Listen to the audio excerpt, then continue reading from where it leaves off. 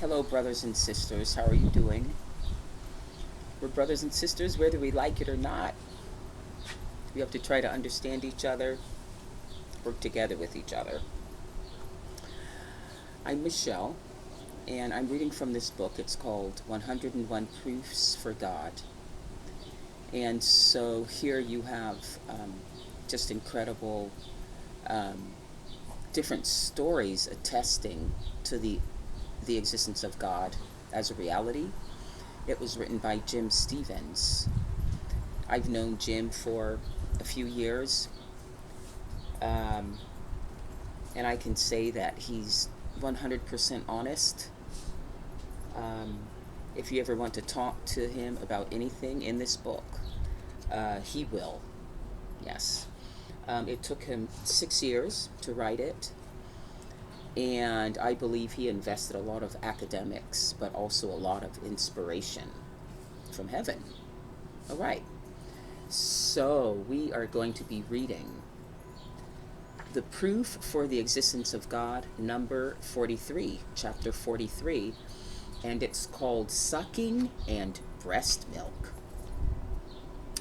I think you know that all mammal babies are born with the innate instinctive sucking ability. Let me double check my sound, make sure it's on high. Oh, it wasn't. Okay, here we go. I think you know that all mammal babies are born with the innate instinctive sucking ability. How could that ability have evolved slowly, simply, gradually, over millions of years and many generations? If a baby doesn't come out of the womb knowing how to suck already, then within a matter of hours, it will be dead. There is no trial and error over many generations. There is no survival of the fittest, because there is no survival. It's life or it's death.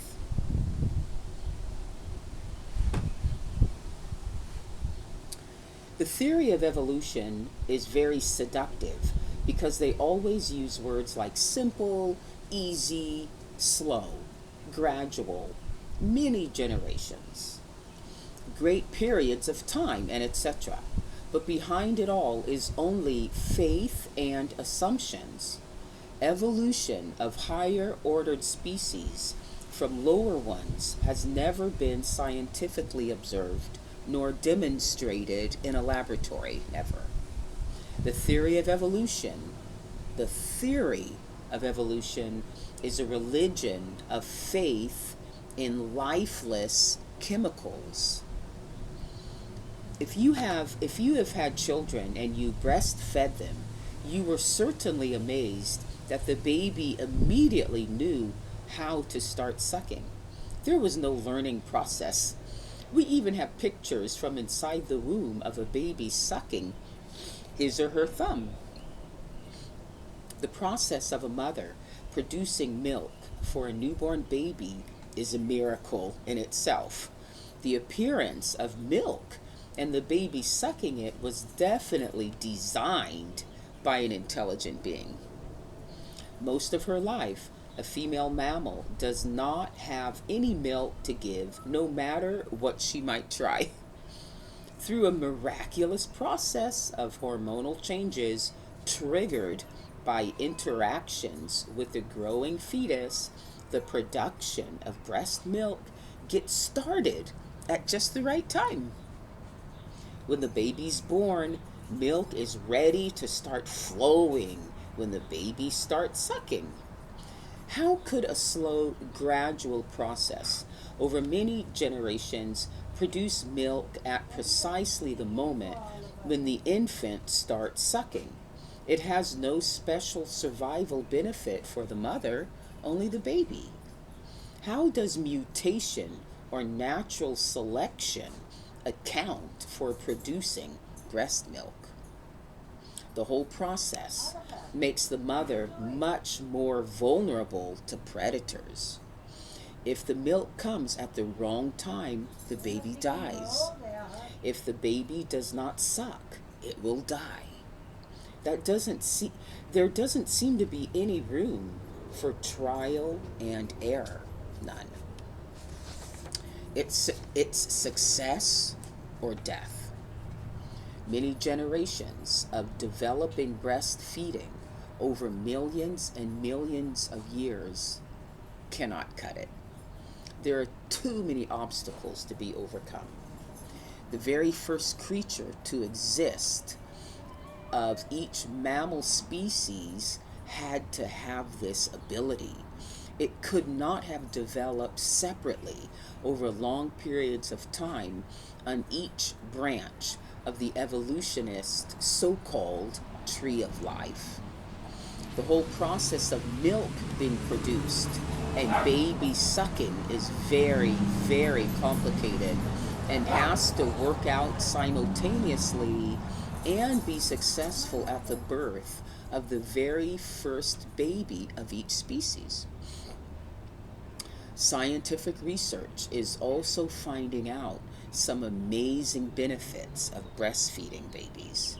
Some of the health benefits for the baby that have been determined are fewer illnesses and stronger immune system, less constipation and diarrhea, better stools and digestion, less allergies, lower diabetes risk, antibodies that protect against infection are created in the body.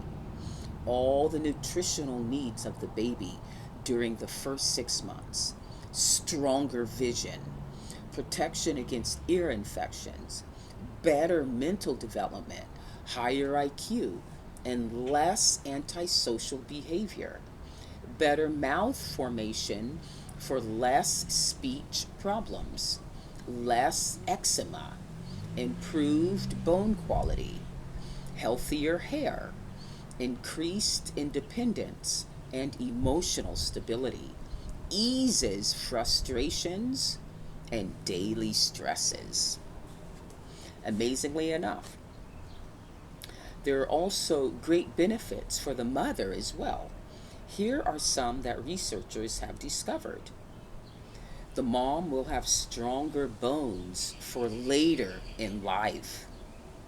She'll have a lower risk of osteoporosis and anemia and arthritis.